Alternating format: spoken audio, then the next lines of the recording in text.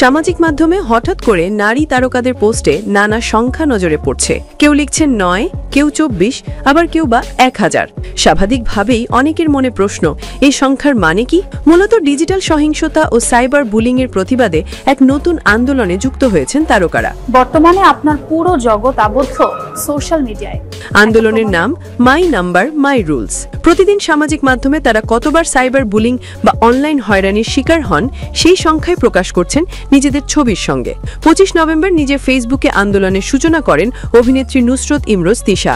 নিজের ছবিতে 9 লিখে তিনি জানিয়ে দেন তিনি প্রতিদিন অন্তত 9টি হয়রানির মুখে পড়েন। পোস্টে তিশা লেখেন, সংখ্যা থেকে কণ্ঠস্বর, আসুন আমাদের গল্প সবার সামনে তুলে ধরি। তোমার নম্বরের গল্প বলো, আরো জোরে আওয়াজ তোলো। মানুষ হয়তো কেবল একটি সংখ্যা দেখতে পাচ্ছেন, কিন্তু আমি যা সহ্য করেছি এবং যা কাটিয়ে উঠেছি তার সবই দেখতে পাচ্ছি।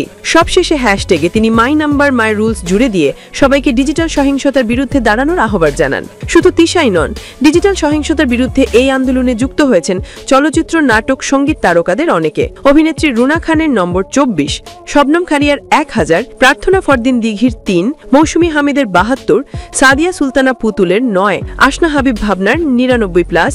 এভাবে দৈনিক হয়রানির সংখ্যা প্রকাশ করেছেন তারা। গণমাধ্যমকে রুনা খান বলেন, শুধু তারকা নয়, যে কোনো নারী সামাজিক মাধ্যমে হয়রানির শিকার হচ্ছেন।